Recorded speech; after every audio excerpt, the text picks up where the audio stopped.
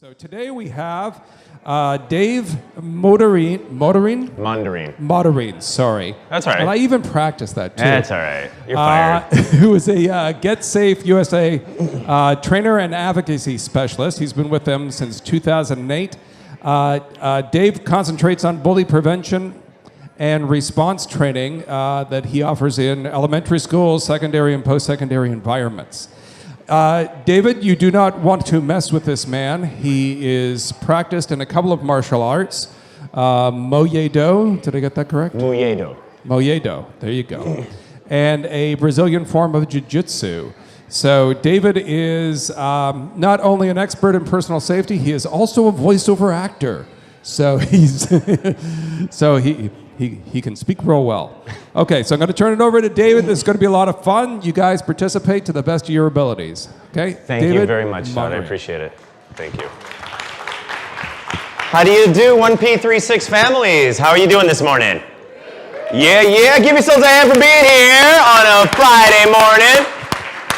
Now, I told Todd when I got up here that, by the way, if this is really hot, let me know. I'm a loudspeaker. I'm usually not used to speaking with a microphone. So if this is hot or it's really buzzy, let me know. I'll try to tone it down. But I told Todd I need the lapel mic because I'm Italian, and if I can't gesture, I'm going to go bananas. So having the microphone, it just doesn't work. Anyway, so like Todd said, I am with an agency called Get Safe. We specialize in training and empowerment for people with developmental and physical disabilities. We work extensively with the Regional Center System of California. We work a lot with people with autism, cerebral palsy, people with Down syndrome, people with invisible disabilities like autism, as well as we work with law enforcement so that they can better assist people with disabilities, especially invisible disabilities. I also, like Todd said, we work with sexual assault survivors, domestic violence survivors, human trafficking. I'm a state certified sexual assault counselor. I've been working with that group for about 8 years now. We have a special heart for people with developmental and physical disabilities. It is an at-risk population, and I'm not going to hit you over the head with statistics and whatnot, but I will give you one statistic. The Department of Justice, depending on which year you look at the statistics, had said that anywhere from 80 to 90% of people with developmental disabilities are victimized, either sexually, physically, financially, and that 40% of that group is re-victimized throughout their lives. Now, I don't say that to bum you out. I say that to set the table to let you know how you, as parents and caregivers, can give tools to your 1P36er. And that's my job today. So I'm gonna need some help. I'm gonna need some volunteers from time to time. Can I count on you guys to help me? Yeah? Sweet. All right, because I'll just come and grab you, so I am not shy. All right, I'm all you, come here, no. All right, so let me ask everybody in the room a question. If you're a 1P36er, or if you're a parent or brother or sister or aunt, uncle to a 1P36er or a caregiver, whose safety is most important? The 1P36er. Okay. I heard somebody over here say, my safety. What's up, Captain Selfish, you know? No, in actuality, that's the right answer. Your own safety is most important. Your 1P36er, their safety is most important to them. But your safety as a caregiver or parent is most important to you. Think about this. When you fly in an airplane, what do they say about the oxygen masks? Put yours on first so that you can put one on your child or your elderly parent or whatnot. Now, I treat oxygen masks like foul balls at a baseball game. I'm gonna go after the oxygen mask. I'm gonna walk over my own camera. Gimme! I'm kidding. That joke usually lands. But the point is, your own safety is most important. Now, I have an 11-year-old. He just turned 11 yesterday. And he is probably the least observant person in the world. Why? Because dad's a martial arts and self-defense instructor, and he thinks I'm gonna take care of everything. And I'm like, baby, you gotta pay attention when you're walking around. Think about this, parents, when you're crossing the street, whether you're with your child who has 1P36 or your neurotypical child, when it's time to cross the street, and I do this all the time, Across the street. I live in Santa Ana. It's a very densely populated city. And so we're pushing the button to cross the street. And what am I doing? I'm looking for the little walkie guy across the way. I'm looking for the person turning right. I'm looking for the ding-dong turning left, trying to beat the light. I'm looking for all that. And then when it's time to go, I'm okay, baby, it's time to go. But I have to stop myself and say, okay, you need to do some of this. You need to do some heavy lifting. So, honey, I want you to hit the button. Honey, I want you to look for the little walkie guy. I want you to look over your shoulder for the dude turning right. Or how many of us have seen this? When somebody's like texting and driving, they're texting here and they're like, OMG, I'm looking for Pokemon. And then, right? Or they got the mirror turned here and they're shaving while they're texting and steering with their knee. You know what I'm talking about, right? The ladies putting on eye makeup. Come on, men, women, pay attention when you drive. I see you do it. The reason why I say all that is because I need to build that into my son. Now, my son has his own challenges, but it's not 1P36 challenges. Now, even though I work so much with people with developmental disabilities, I've never heard of 1P36 until about a month ago. And I got into some medical journals. My wife's a nurse, so I'm like, can you help me with this? I've never heard of this. Pointing me in the right direction. There are and I don't need to tell you this, a laundry list of safety and health concerns that you have as a parent or caregiver to consider. Today, I want to give you some easy to remember tools, not only for you, but for your 1P36er, so that you can give them the tools that they need as they get older. So remember, whose safety is most important? You say, my safety. Whose safety is most important? Yeah, don't forget that. We have an acronym we like to use. I'm going to walk around, so don't get nervous. As you can tell, I've had like a pot of coffee before I came here. So, we have an acronym. It's called SAFE. Without being a real big ding-dong, what does SAFE spell? Safe. Okay, the S stands for scan. You're scanning things. You're looking around. You cannot scan. It is impossible to scan if you're doing this. Like. OMG. You can't scan if you're staring at your phone. So if you have a 1P36er and maybe even if they're in a wheelchair, if they're using a walking apparatus, whatever, shoulders back, head up, pay attention to what you see. What are we scanning for? Can anybody tell me? Possible situations that could involve knuckleheads, possible situations that could involve just, structural damage to the sidewalk. So we're scanning for behaviors, we're scanning for appearances, and we're scanning for environmental dangers. So scan is the S. A is assess. We are going to assess what we see. So we see it, we scan it, now we're going to make a judgment call. I'll give you an example. What is your name, friend? Yes? Tina? Okay, Tina, if I walk toward you like this, what can you assess about my behaviors? What? You run the other way, but what can you guess, what can you assess about my behaviors? I'm a what? I'm a zombie. I'm looking for brains, yo. I'm single-minded looking for brains. Because you're assessing my behavior. Okay? But we can also assess for appearances, even in nice neighborhoods. If it's triple digits and some dude's walking down the street with a big puffy ski jacket on, is that going to raise a red flag? Oh, heck yeah. It's going to raise a big red flag. That's an appearance we need to be looking out for. So the S is scan, the A is assess, the F is forecast. We're going to forecast what could happen. So Tina, if I come close to you, what can you forecast if I get my hands on you? Yeah. Best case scenario, she's going to get, zombie grossness on her. Worst case scenario is I'm going to snack on her skull, right? So that's your forecasting. What could happen? And the E is execute. You're going to make a safe plan. So Tina said it a second ago. You said, I'm going to beat feet. I'm out of here. Peace. And she's going to get out. Scan, assess, forecast, and execute. If you do all those things, friends, you will be what? Safe. It's an easy way to remember. We do it when we drive. Think about it. When we're in the car and we're driving down the freeway, whether we're on the 5, the 805, the 15, whatever, and if you see a black Honda two-door swerving in traffic, you scan that, you assess what's probably happening with that person. They're either drunk or what? Distracted. So you forecast, if I get next to this ding-dong, they're going to hit me, and my insurance rates are going to go up, and that will stink. So you execute a plan. You pull back, and you call 911. You say, hey, there's a black Honda two-door going down the 15, weaving all over the place. But don't say that, because I drive a black Honda two-door. Okay, so, true story. But we do that when we drive. Now I want you to take that out of the car when you're walking to school, when you're in the neighborhood with your 1P36er. Scan, assess, forecast, execute. Does that mean I want you to be paranoid? No. No.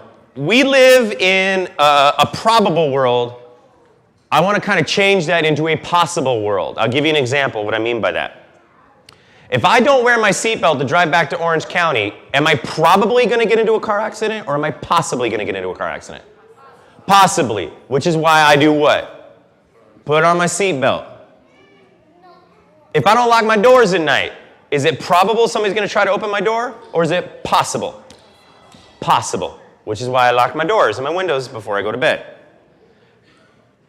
That doesn't mean I'm paranoid. That doesn't mean I'm looking underneath the couch for a bad person or under the chairs for bad people. I'm just aware. I don't have massive anxiety about it. It's just something I bring into my everyday life. And it's something you can do as a parent or caregiver, and it's something that you can coach your 1P36er to try to do. Will it be a challenge? Absolutely. I don't have to tell this room that. So we want to scan, assess, forecast, and execute. S stands for what? Scan. A stands for what? Assess. F stands for what? Forecast. And E is what? Execute. All right, awesome. Remember, because there's going to be a quiz later. All right, so look underneath your chair. There's a quiz. No, okay. Okay, so we have, how do we do that? How do we scan, assess, forecast, and execute? Well, we have 3 weapons to stay safe. Can anybody guess what those 3 weapons are? Eyes, okay. What else? Ears.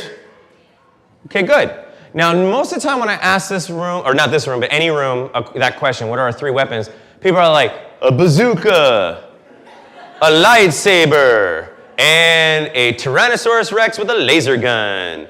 Like, that's not going to work. So, I'm going to show you guys and gals. Now, this is for the kids. 1P36ers are in here, but parents and caregivers, please feel free to laugh along. In my backpack, I have the world's most powerful weapon. I will show you the world's most powerful weapon. Do you want to see it? All right. This is something we all have.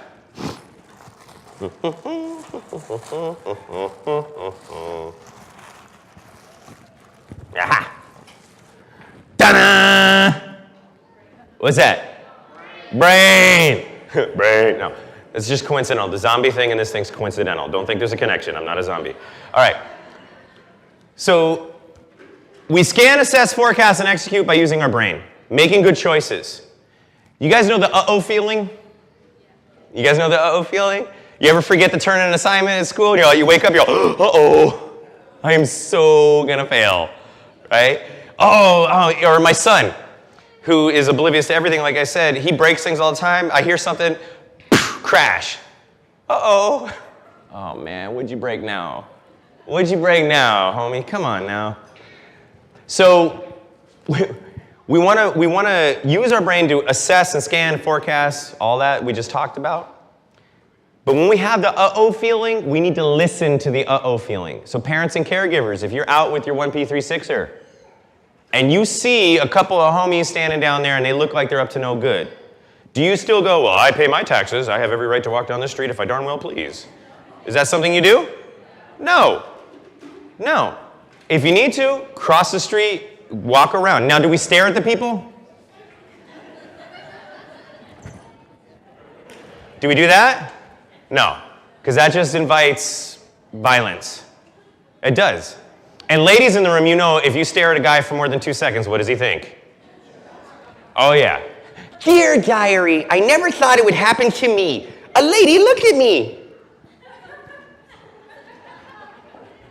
So we don't want to stare, but we do want to glance. We want to just take a quick snapshot so we can know what the person looks like, what their body language is saying. If they're looking aggressive, go back the way you came. Go back in the store.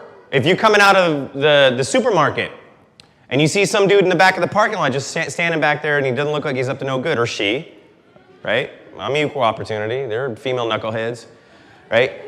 Is it okay for you to go back into the store and let management know, hey, there's some shady looking homie back there? Is that okay? Yeah. Oh, yeah. Male or female, it doesn't matter. I'm a runner and a screamer. I will run and scream. I will wet my pants. I don't care. I don't want to get in a fight. I know how to fight. I don't want to get in a fight. I bruise very easily. So if I see danger, I'm out of there. I'm not going to be like, I'm Captain Karate. No. And as parents, sometimes we think that way. My child is a person with Tourette syndrome. He's been bullied by lots of people by his facial motor tics and his vocalizations.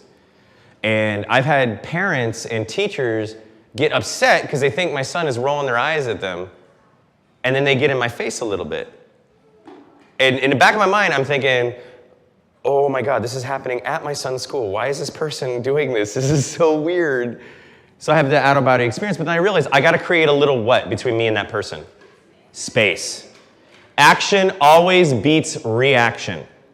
If your 1P36er is having a situation in the store, library, movie theater, and people are like, oh my gosh, I can't believe this person's letting their kid cry, or that person's letting their kid have a tantrum in the middle of they don't know your story, and a lot of people don't care, unfortunately. They're not very empathetic to certain things.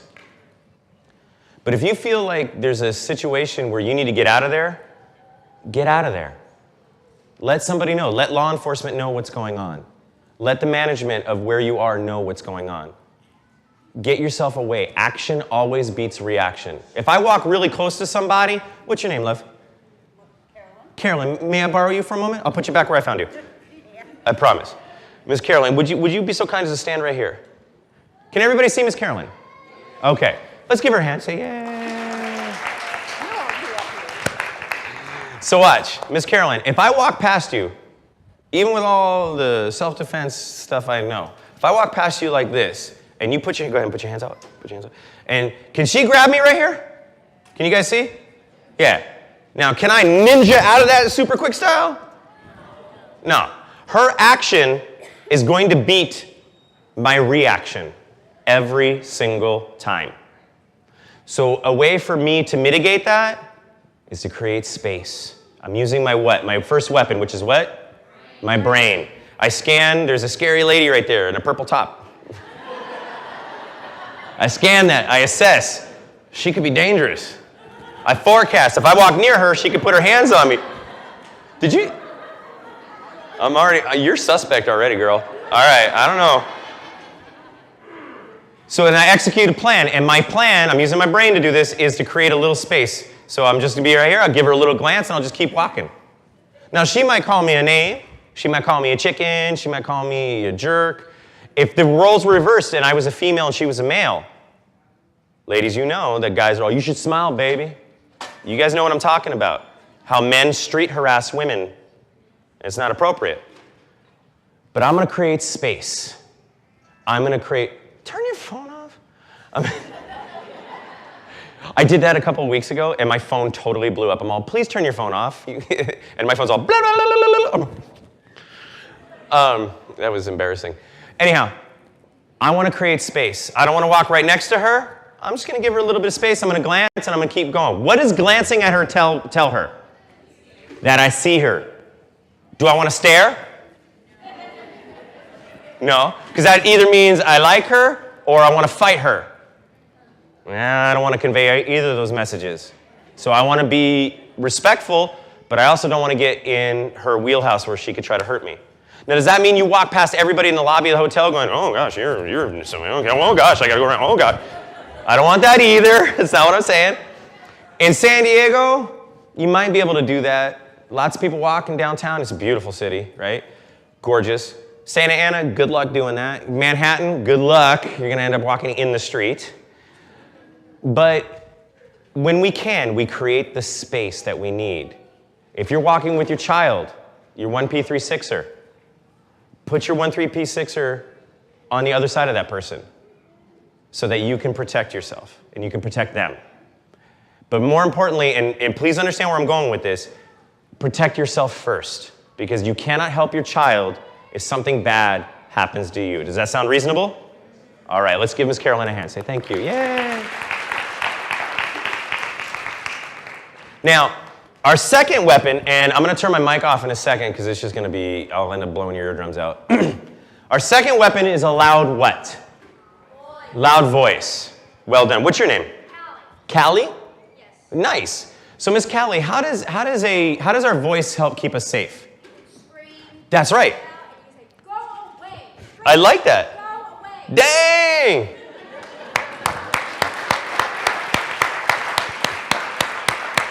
Now, were you giving me an example, or were you actually telling me to go away? Oh, okay. Just want to make sure. Okay, thank you. So at Get Safe, we don't like to say yell help. Help is not very strong. When I'm wrestling with my son, he's all, oh, help, help, help, help, help, help. Is he really in danger? No. Okay, so help is weak. When we say help, help, help, help, what ends up happening is it emboldens the attacker. It doesn't make us strong. Okay, so I'm going to show you what we like to yell. So I'm going to turn my mic off because this is ridiculous. Okay, so if I'm in danger and I need to make people pay what to me? Attention. I'm going to yell, back up! Yell it loud and yell it proud. Now, if your 1P36er is sensitive to loud noises, be mindful of that. But what I'd like is everybody to stand up. Everybody stand up if you can. You don't have to do this. I'm just encouraging you to. I want everybody to put their hands up, just like this. I'll show you what I mean. I want everybody to put their hands here. Open palms, not fists. I'll explain why in a moment. Now, some of us are doing this. I want you to bend your elbows like so. Put your hands right here. You want to protect the ribs. So we're not going to be here. We're going to be here. Okay? When I say 1, 2, 3, I want you to yell, back off! As loud as you can. Now, I'm loud. Let's see if you can outshout me. Think you can? Yeah! All right, hands up. Ready? 1, 2, 3, back off! Not bad. 1, 2, 3, back off! 1, 2, 3, back off! Yeah! Give yourselves that hand. Nice. So we are going to do that if somebody is bullying us. Somebody's putting their hands on us without our what? Permission. Nobody's allowed to touch you. Nobody's allowed to touch your 1P36er without your permission. And if your 1P36er can't advocate for themselves quite yet, you are the law when it comes to that. So we yell back off. Is there any ambiguity to yelling back off, or is it pretty clear? Clear. It's pretty clear. Callie said it a few minutes ago when she's all, get away! And some of you guys were, what? It was not ambiguous. It was crystal clear. She was sending a very clear message, hey, get away. Now, I'm going to talk about stranger danger in a minute, and I'm going to talk about how we kind of want to tweak stranger danger. I'll explain that in a moment. So the last weapon, our number 1 weapon is our what? Number 2 weapon is a loud what? And our final weapon is our whole body. Now, unfortunately, there's one of me, and there's like several score of you. So normally what I like to do is I like to bring my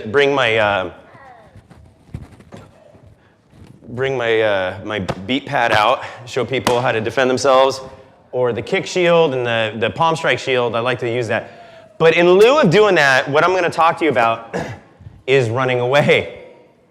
And it's the truth.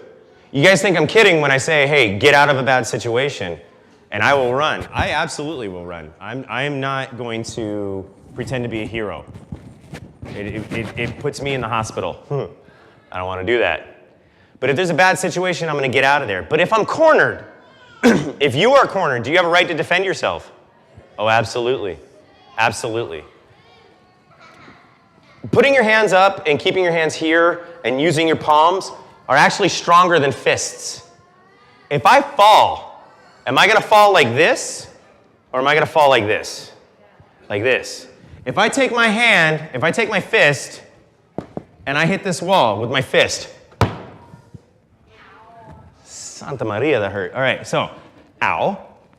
But if I take my palm and I hit this wall, I can do that all day. Oh, shoot.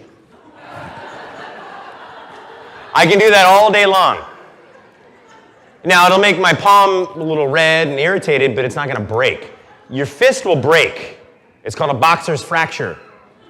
Okay? And it's a lot easier to get than you think. So we put our hands up to defend ourselves. When we ever have to strike, if we ever have to use our hands, where are we striking? Face. Yeah, you're not striking to the chest, because it just turns into a weird massage.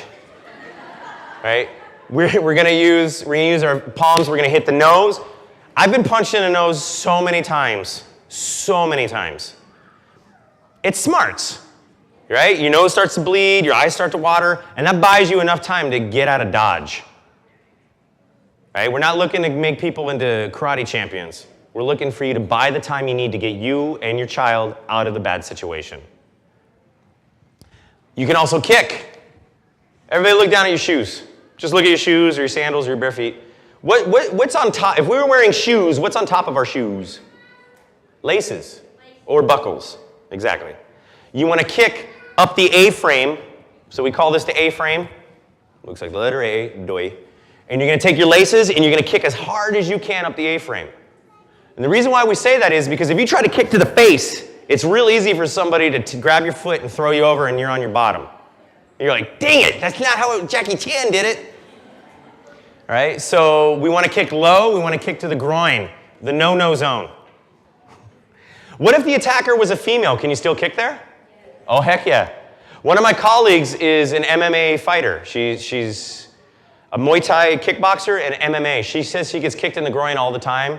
She goes, Dave, it still hurts. Now, granted, dudes, we have our parts on the outside, so it hurts a little more, but it still hurts for females. So if the aggressor is a female, you can still kick there. And do you put your hands down when you kick or keep them up when you kick? Keep them up. Hands up, sir. Absolutely. Hands up. Boom. And get ready. Now, do I want to turn you guys into ninjas today or just give you tips? Tips, because this isn't ninja school in 90 minutes. Oh my God, somebody just said, "Aw." Sorry.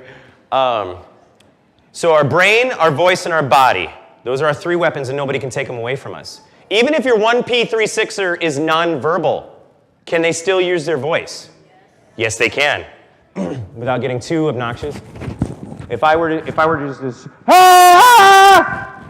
I might not be able to say back off, but as a parent, is that going to get somebody's attention? Oh, yeah. So I'm going to show you the differences here. So I need a new volunteer. Who's going to help me? Oh, come on. All right, what's your name? Gary. Gary, come on up, Mr. Gary. Give him a hand.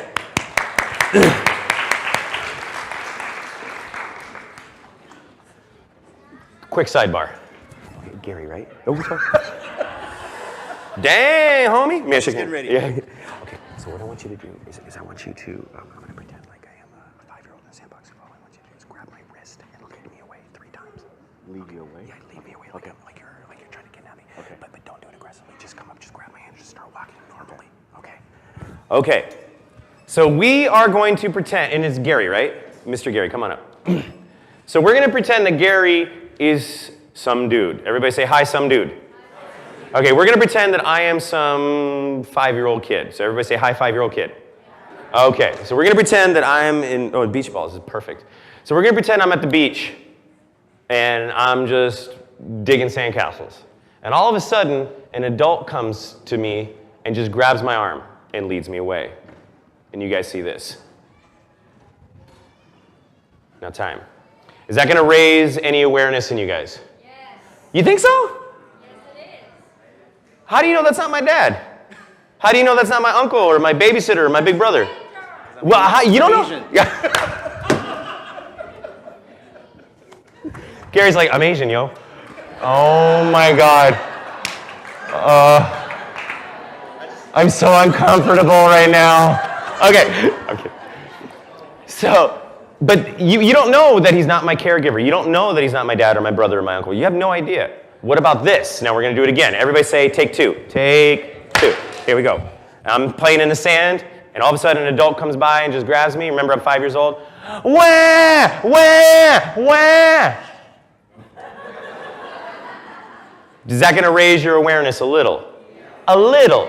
But how do you know that I don't need a nap or a snack or a timeout or a spanking? Right? You have no, I'm kidding. Usually that joke lands. Okay, but you don't know that maybe I'm just in a grumpy mood.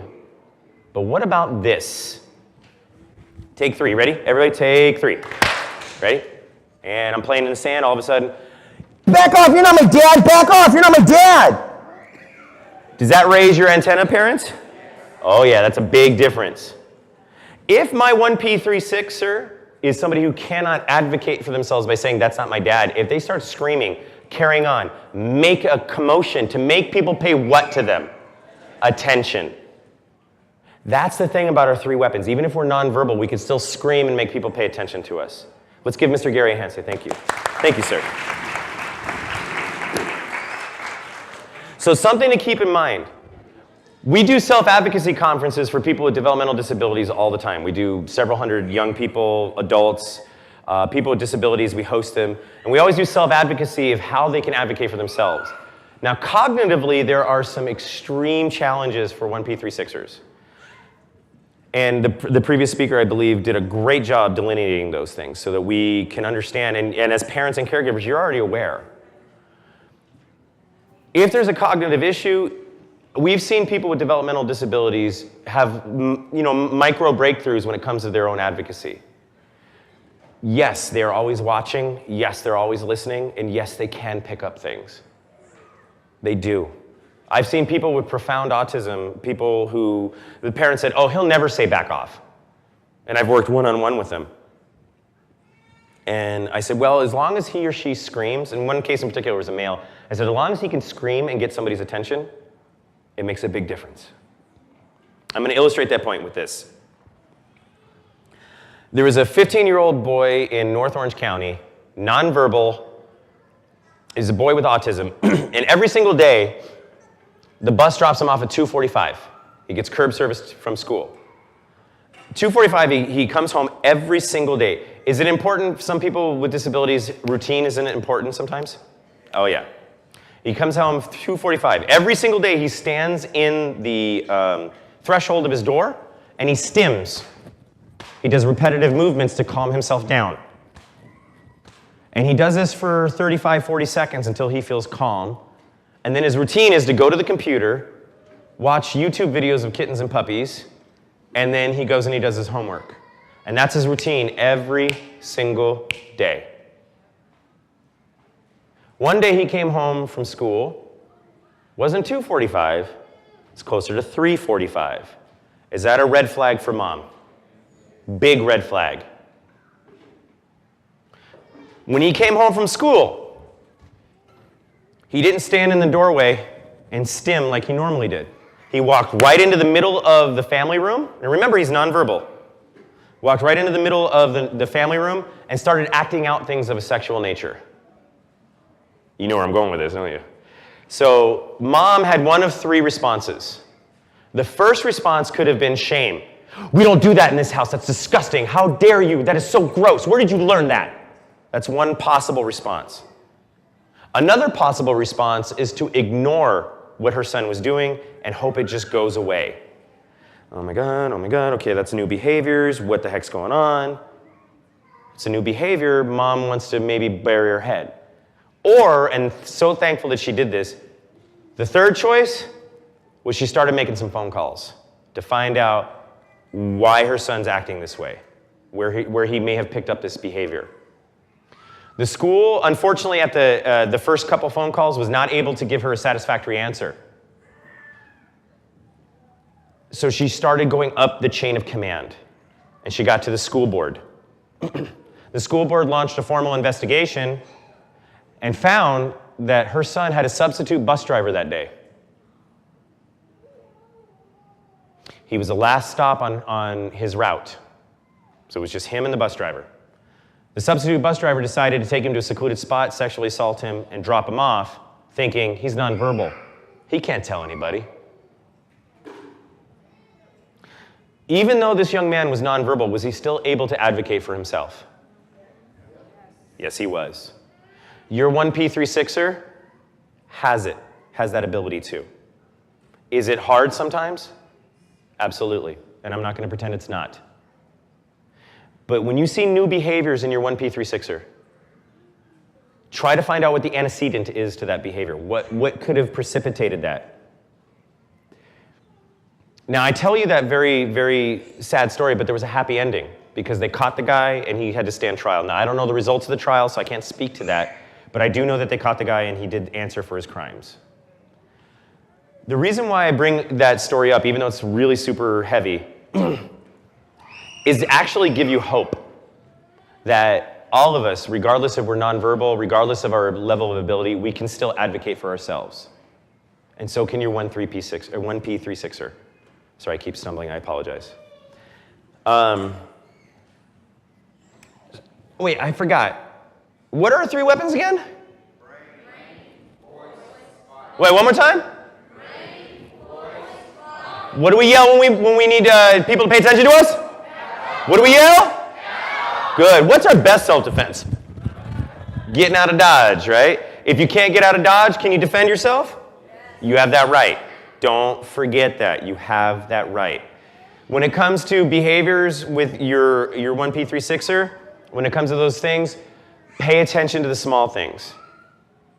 Now, I'll give you an example.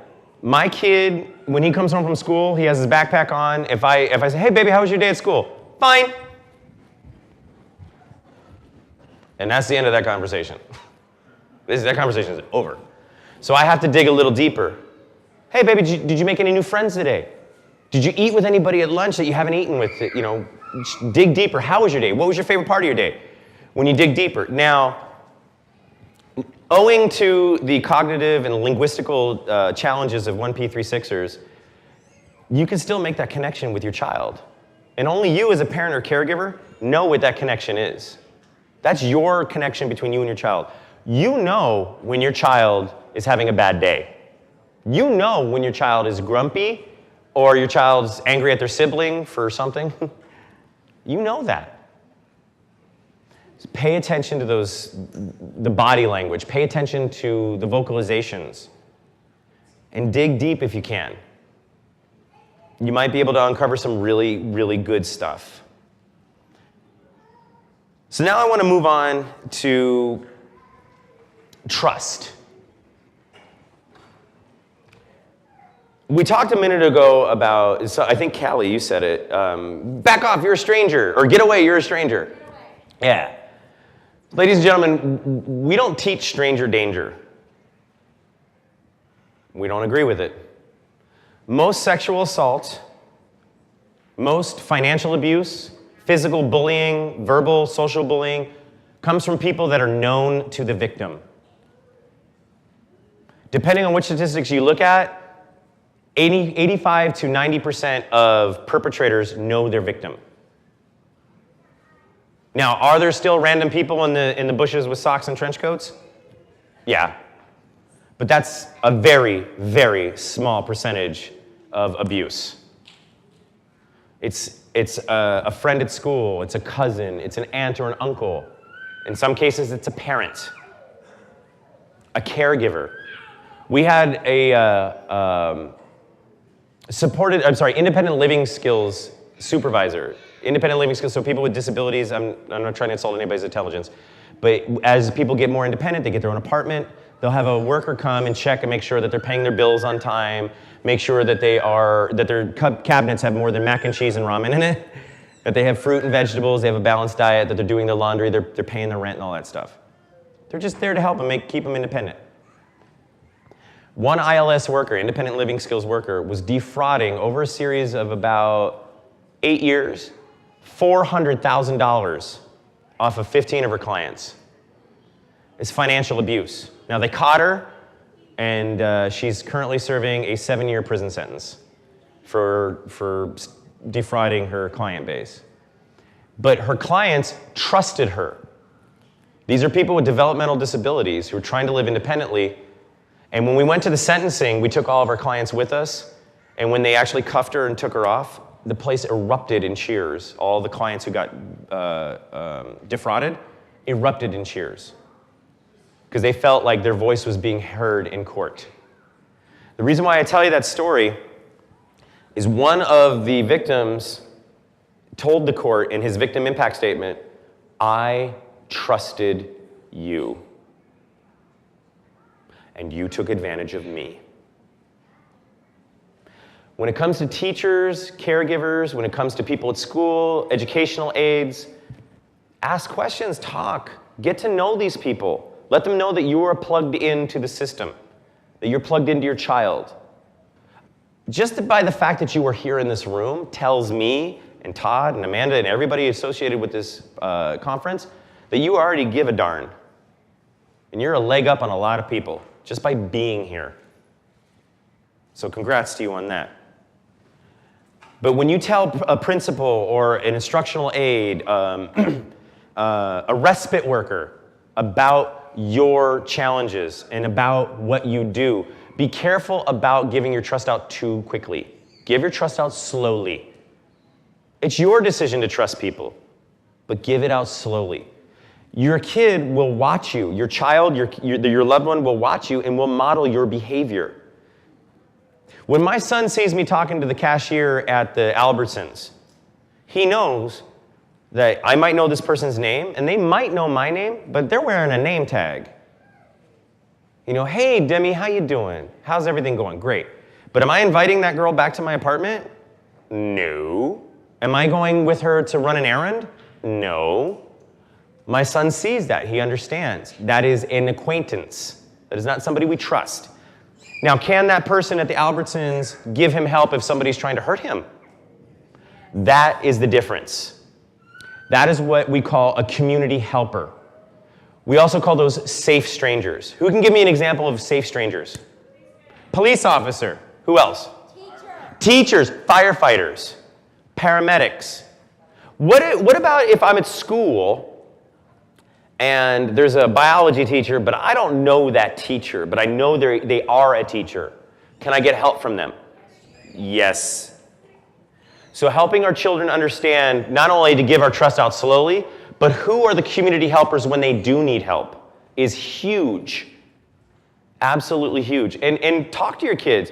"Hey, honey, the reason why I was talking to the postal worker was, we're just getting to know each other, but we're not going to invite him in or her into the house. I'm just being friendly." And understand there's a difference between mom and dad, aunt and uncle, brother and sister, and the postal worker, or the landlord, or the lady at the Starbucks we get our latte from. Those aren't people we trust with our lives. Those are people we trust with our coffee, but we don't trust with our lives. So, but if we're in danger, if some sketchy-looking dude is in the back of the parking lot, you bet I'm walking back into that Starbucks and going, "Hey, there's a sketchy-looking dude over there." You bet I'm going to be telling them that. That is a safe stranger. Now, when it comes to your children, and to you, what's it called when you take a friend with you wherever you go? Buddy system. Yeah, buddy. Now, as adults, I'm 44. Do I need a buddy to go get a cup of coffee? No. But I will call my wife and say, "Hey, baby, I'm gonna go get a cup of coffee. Do you want anything?" I let her know. Because if I'm not back in a half an hour or whatever, she might go, "Hey, you okay?" Now, does that mean she's being nosy? No. She just cares about me. Same thing with your kids. Now, depending on the degree of independence your 1P36er might have one day, being part of the buddy system, or I should say utilizing the buddy system, is huge. Will they ever be totally independent? Some might, but it's going to be really rare. So they might have one-on-one care for the rest of their lives. They might have an independent living or supported living or a group home setting as they get older. And the previous speaker talked about, hey, we got to plan for the future. Give them the independence as much as we can so that when we're gone, they can be as safe as they can be. Does that make sense? So giving their trust out slowly means we don't trust, so I'm from Pittsburgh. So if I see somebody with a Pirates jersey or Penguins jersey, are they immediately my best friend? Do I trust them and are they my buddy? No. Now, I might say, hey, what's up, Pirates fan? What's up? But I'm not going to invite them to my house. Am I going to show up at their house with the pizza and some soda and go, hey, what's up, Pittsburgh? Let's watch the game, yo. No. No. They're going to be calling the police and they're going to take me away because I have no business being at their house. That's the thing about sometimes our kids might see a hat or shirt, superhero. I saw Captain America walking at me earlier. What's up? Team Cap all the way, yo. When I have a goatee, I look like Iron Man. But it's really funny because a lot of my kids tells everybody I have my suits in my closet. Anyway, but just because I see the Captain America shirt, does that mean you and I are best friends? No. I don't know you, dude, and you don't know me. Now, I'm invited to come and speak to you, but you don't know me. I don't know you. But if you were a person with a Captain America shirt and you worked at Starbucks, and you had your tag. What's your name, brother? Jason. And it said, Jason, and I needed help. Can I go to Jason if I needed help? Yeah. And I'm going to go to him because he's got the Captain America shirt and the name tag. I'm going to go to him. And I'll give you an example about that. Here's one last example about safe strangers and trust. So who's been to Disneyland? Raise your hand. Okay, that's most of the room. All right. So I live about 5 miles from Disneyland, and I see the fireworks every night from my house. I can't afford to go there anymore because they keep raising the darn prices. It sucks. But something you can instill in your 1P36er is if you ever get lost from, your 1P36er gets lost, who do we ask for help at Disneyland? A visitor to Disneyland or a worker at Disneyland? A worker at Disneyland. So take the time to show your child who the workers are. Let them know to look for the name tag. Let them know to look for the apron or uniform that they're wearing. Each land has its own little uniform, whatever, but take the time to let them know. When you go to a mall, if you have a favorite mall you like to go to the concierge desk and say to the person working the concierge, excuse me, can you call your security guard down? I want my son or my daughter to meet your security guard. And it's hilarious because you see the security guard come down on their little Segway, right? And they get off their Segway and they say, honey, if you ever get separated from me, this is who you go to. It demystifies the uniform because they got those big old hats and they got their tool belt and they look like Batman on a Segway, right? So what we want to make sure is they know who the safe strangers are, who the community helpers are. So I'll give you an example. Callie, can I use you? Would that be all right? Let's give Miss Callie a hand. Come on up. Can I give you a high five when you get up here? Sure. All right. And notice how I asked her permission. I don't just go up and high five her because I want to keep good boundaries. Yeah. So if your 1P36er is especially friendly, caution them. I'm not saying don't make friends. I'm just saying be careful. Don't go around high-fiving random people. But may I give you a high five? Sure. Boom. High five. All right. Now check this out. Let's pretend you're at Disneyland and you're walking around. And you were in line. I don't know if you were a big fan of churros. I love churros. Oh my God, right? The only thing I hate is it makes your hands sticky. That drives me nuts. But good, I love churros. Okay, so you're in line for a churro, and mom, is that mom? Okay, mom saw Mickey over there, and mom just sort of walks off for a second. Just for a second. And you don't see mom walk off. And all of a sudden, you're kind of by yourself, which means you're what? Scared. You're scared. You're lost, okay? Can't find mom. Now, we could go, Mom! But Disney, there's like 80,000 people walking around Disneyland. Yeah. Good luck with that. It ain't gonna work. Okay, so who do you ask for help, Miss Kelly? Do you ask for help from a visitor to Disneyland or a worker at Disneyland? A worker. A worker at Disneyland. Okay, how do we know who works at Disneyland? They have a name tag. They have a name tag, and they usually have a apron, and they have the symbol of Mickey Mouse on their badge. That's how I learned it. Okay, that's true, but you're wearing a Texas, you have a Longhorns, does that mean you work at the University of Texas? No. Big red flag. So yeah, so instead of just the Mickey symbol, you're looking for the name tag and a uniform. There we go, uniform. Or badge. Yeah.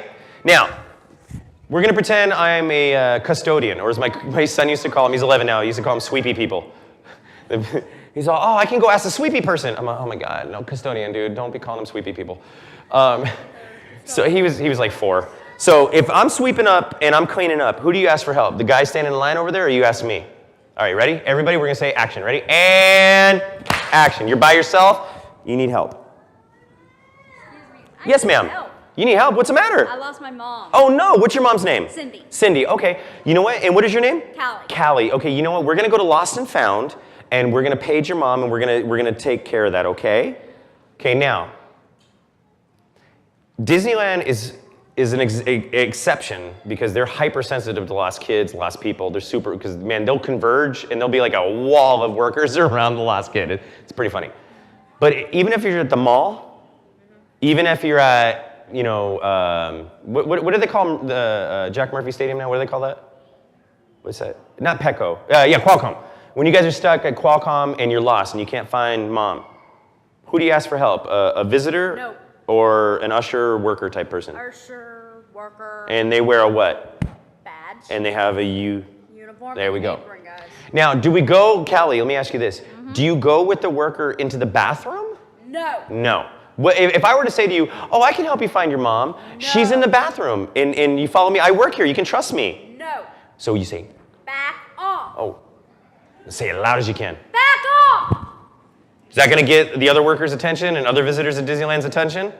Oh, heck yeah. Oh, heck yeah. So she's advocating for herself. So if I page your mom and your mom comes, and what is your name again? I'm sorry? Cindy. Oh, she just told me. I'm sorry, Callie. It's okay. So I'm all, let's say we're at the mall. Paging Miss Cindy, will you please come to Nordstrom's? Miss Cindy, please come to Nordstrom's. You have a package. And then if Cindy, if you come walking to, so, yeah, Cindy, I paged you. Gosh. So if Cindy walks up and, excuse me, is your name Cindy? Yes. Is this your mom? Yes. Is this your child? Yes. Okay, you guys need to stay together, okay? All right, have a great day, bye. Give him a hand, guys. Now, I dress up like a ding-dong, right, to illustrate the point about who are the people we trust in the community. We don't just trust any old person, but there are safe strangers when we're in danger. So that's why we don't teach stranger danger, because not all strangers are dangerous, right? All right, so let me ask you this. What number do we dial in an emergency? 911. What number? 911. Okay, I need to hear more than just Callie. What number? 911. There we go, 911. Now, when do we call 911? Who can tell me that? Well, yeah, but why? You need help. Well, yeah. Oh my God, they know you need help. That's like calling Domino's going, I'd like a pizza. And they're like, no duh, we're Domino's. So, you call because there's a fire. You call because there's a need for police response. You call because somebody may be having a seizure that's lasting more than 3 minutes. You call because you need that kind of response. So, what's the first thing we tell the 911 dispatcher? Your emergency. So if I say, who said emergency? Who said that? What's your name? Jill. All right, Jill, we're going to pretend. Okay, we're going to pretend that a piece of Space Lab. Anybody remember Space Lab? Piece of space. Yes. Oh, JPL is here. That's right. So a piece of Space Lab falls from the sky and hits your best friend in the head, and your best friend's down and unconscious. Right? What number do you dial? Ready? So you dial 911. Dial. Okay, so she's pretending to dial. She's all. Okay, dial. Okay, ready? Here we go. 911 emergency. How can I help you? Oh no! Piece of Space Lab hit your friend. Oh, ma'am, are you there? Miss, are you there? Oh no! Oh no! She must have AT&T.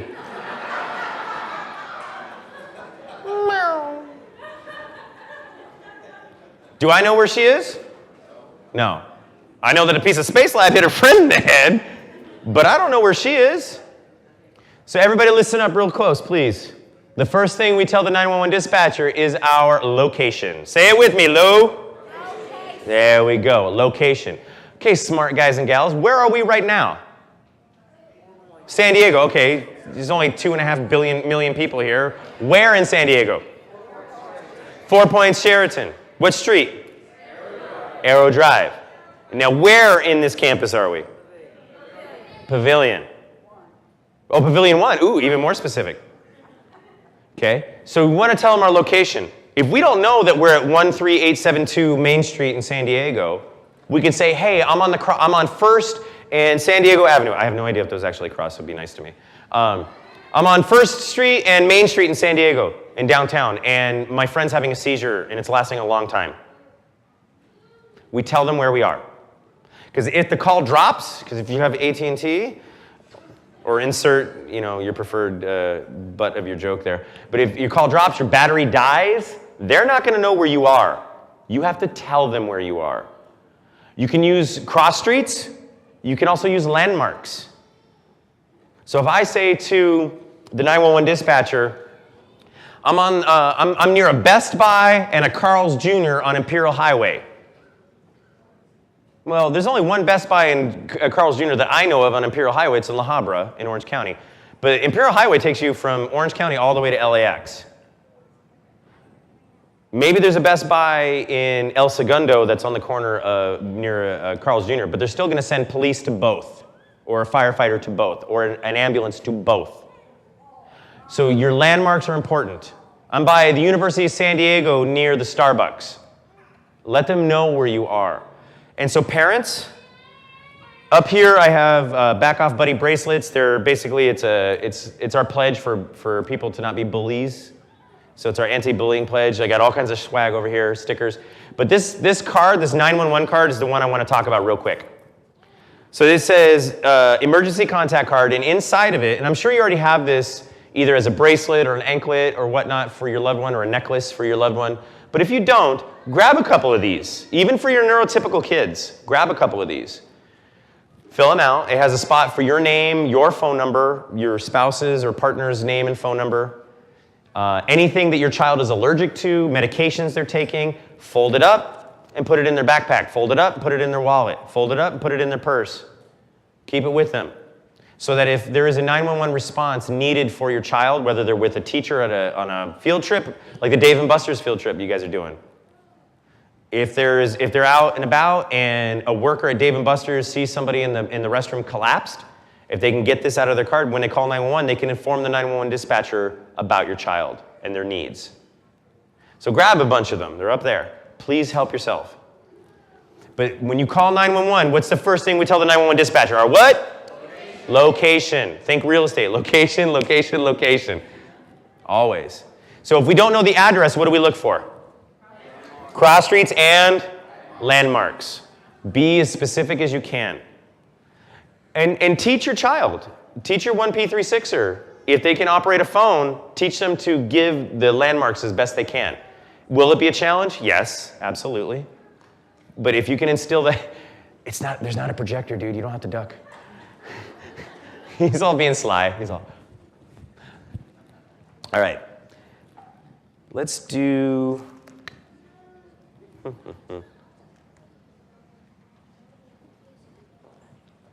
So we're going to be wrapping up here in the next few minutes. But before we do, I want to talk about...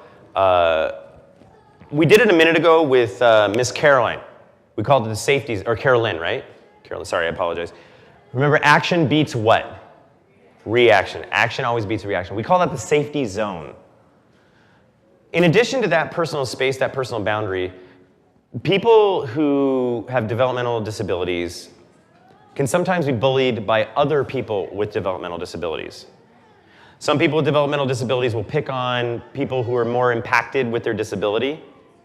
Physically, they'll bully them emotionally, they'll bully them socially, they'll bully them verbally.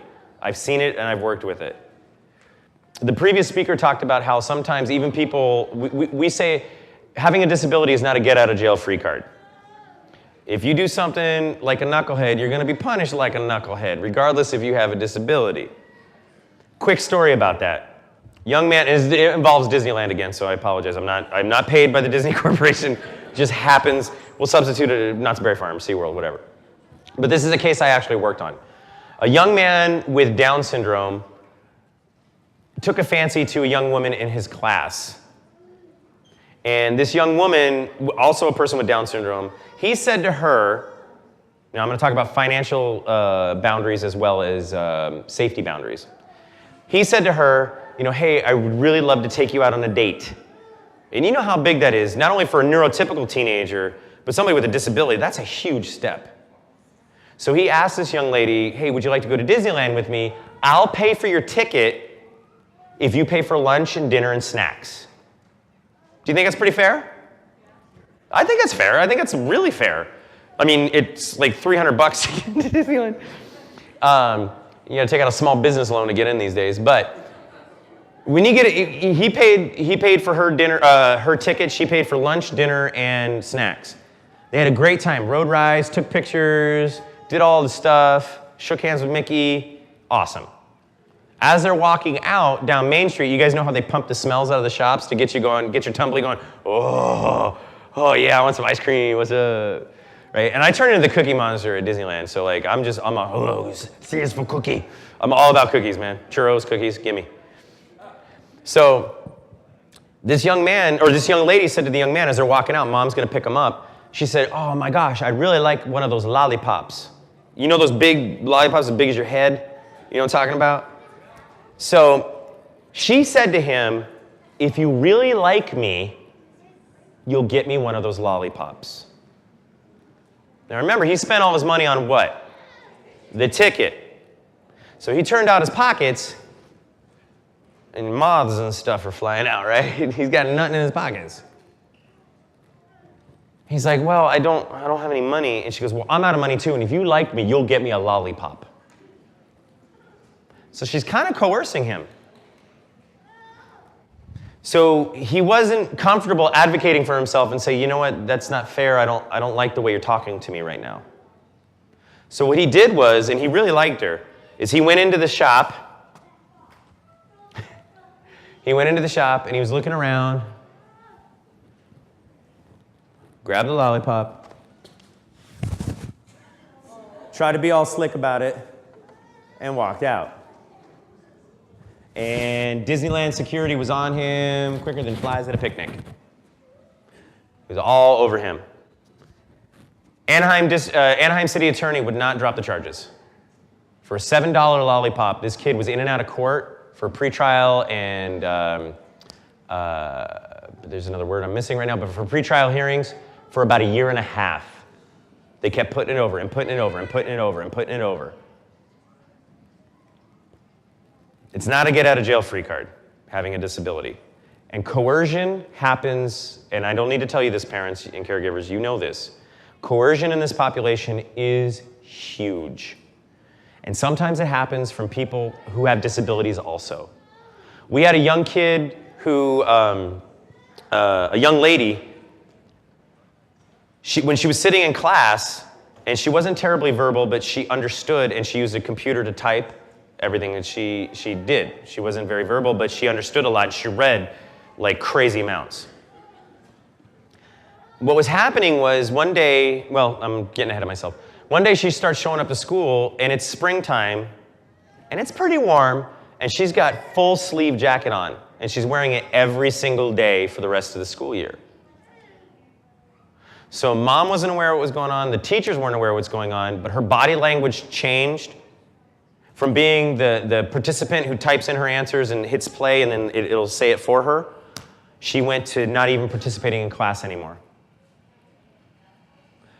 Turned out that the kid behind her was giving her turtle bites, those pinches on the back of her triceps. It just kept pinching her, and she had black and blue marks all up and down the back of her arm. And this is a kid with disabilities. For whatever reason, this kid decided, that's my target. I'm gonna pick on this person. And he kept turtle biting her, and she was so ashamed of what was going on, she felt like she would be punished for not saying anything. So she tried to hide it. It kind of goes back to my old story that I told you at the beginning. Watch for changes in your loved one's demeanor. If they're usually happy in the morning and then all of a sudden they change and they're not very happy in the morning, there might be a reason for that. My kid's a zombie in the morning. Getting him to do anything is like herding kittens, man, because he's just like, I don't want to do this. My baby, we're gonna miss, let's go, come on. But if he starts waking up and he's bouncing off the walls and he's super hyper, that's gonna make me ask what's going on. If it's one day, maybe not, but if it's like a pattern, yeah, I'm gonna say, hey dude, what's going on? Did you get some sleep last night? Or did you go to Starbucks in your sleep or something? What's going on? Why are you so amped up right now? So look for those changes in your child's behaviors. You alone, parents, you know that. Is it important for you as caregivers to climb the chain of command to get answers when you need them? Absolutely. Don't let anybody tell you, oh, you know what, we already took care of this, it's fine, you don't need to ask any more questions. I've had official stonewall parents. I've had law enforcement, unfortunately, do that. And we're big fans of law enforcement. We're big fans of administration, but when they're not doing their job properly, we got to call them to account. As a caregiver, as a parent, ask questions. Dig deep. Don't be afraid. They say closed mouths don't get fed. I know you guys are getting set up for lunch here in a few minutes. Don't be a closed mouth when it comes to advocating for yourself or having your child advocate for him or herself. And the last piece of advice I want to tell you, well, let me just ask you, is having a 1P36er a challenge? Yes. I know that's a rhetorical question. I know the answer is yes. The reason why I bring this up is this.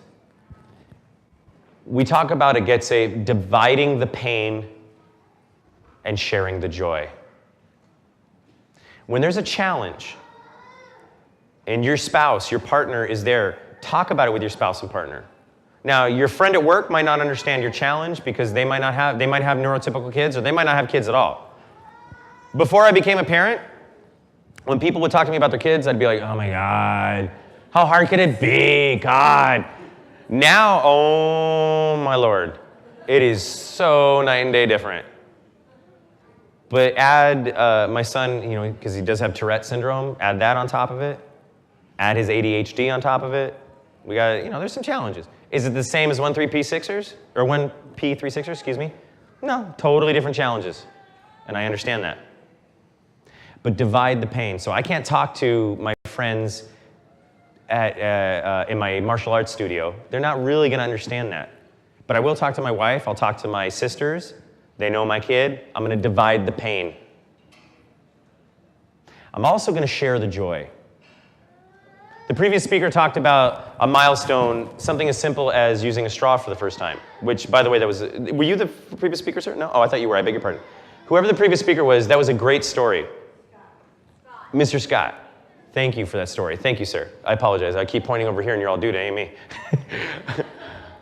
But sharing the joy. We all have our own struggles, but I'd like to close on this little story. One day, a person needed to walk in the forest to kind of clear their head and kind of collect themselves. Having a really stressful day. Wanted to take a walk. Walking through the forest, and what this person didn't see was there was a pit. And this person was walking, and then boom, fell into a pit. And this person was like, help, can somebody help me? Hey, excuse me, can anybody help me, please? Can anybody hear me? I need some help. Nobody came. There's no way for him to climb out, no sticks he can use to try to climb, nothing. He's stuck. And he keeps screaming. Now, along comes a doctor. The doctor's walking in the forest. She wants to check out the beautiful scenery and clear her head. And she hears the dude going, help, help, can somebody help me? Anybody hear me? And the doctor's walking, what's going on? And sees the dude in the pit. What you doing there, dude? And he says, I'm stuck. I don't know how to get out of here. Can you please help me, please? And the doctor, she takes out a prescription pad. She writes out a prescription, tears it off, throws it down the pad. Says, okay, see ya. Goes about her business. Is that really helpful? No. Not really. So the dude's looking at the prescription going, what the heck am I going to do with this? So he keeps screaming, help, can somebody help me, please? I'm stuck, I need some help. Finally, a holy person comes by, taking in nature, checking things out, being one with the universe. The holy person walks by, and here's the person screaming, help, can you help me, please? Hey, what you doing down there? I'm stuck, sir. Can you help me, please? I need a hand out of here. I don't know how to get out of here.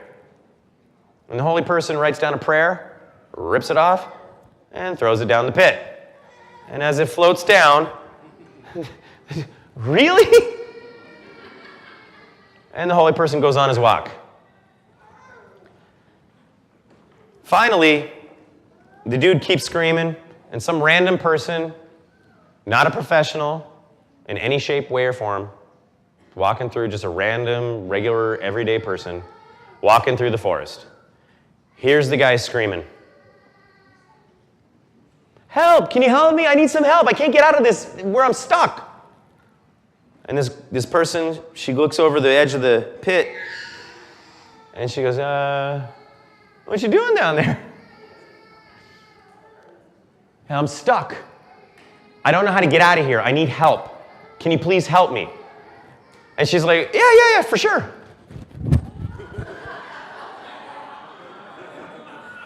And he looks at her. He goes, are you a dummy? I'm stuck. Now we're both stuck. What's the matter with you? And she says, relax. I've been here before. I know how to get out. You have a circle of support, whether it's your family, whether it's social workers, whether it's caregivers, respite workers, you have a circle of support.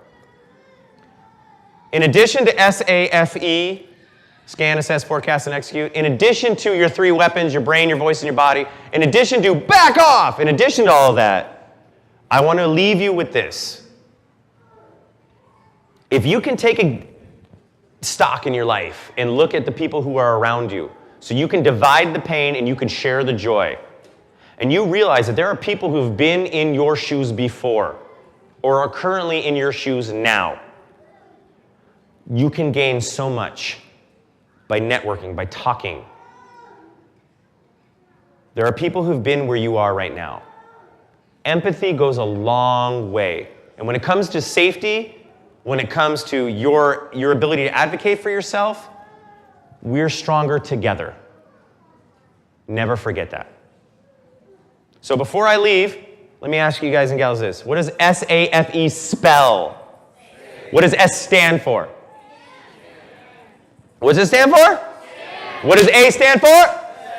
F stands for? E stands for? If you do all those things, you will be. All right. Can we scan, assess, forecast, and execute if we are Pokemon Go in it? No. If we're liking people's Facebook status, can we be scanning, assessing, forecasting, and executing? No. Pay attention to your surroundings. Shoulders back, head up. If you get the uh-oh feeling, should you listen to it or ignore it? Listen to it. What are our 3 natural weapons? Our brain helps us make safe what? Choices. So if we have that uh-oh feeling, leave, go somewhere else. Make a fuss if you need to. Make people pay attention to you. If we're nonverbal, well, I'm getting ahead of myself. What do we yell when we're in danger? Why am I hearing Callie? Okay, the staff here at the Sheraton, nobody gets lunch. No, okay, ready? Everybody, 1, 2, 3. Right on, I like it. I know some of you guys were like, oh, we're getting lunch, little skinny dude. I'm in our body, what's the best way to use our body? Run. If we can't run, are we allowed to defend ourselves? What if we're in a wheelchair? Can we still defend ourselves? Yes. Even if we use a walker, even if we use a wheelchair, we can still defend ourselves. My cousin is a person with cerebral palsy. He has a wheelchair.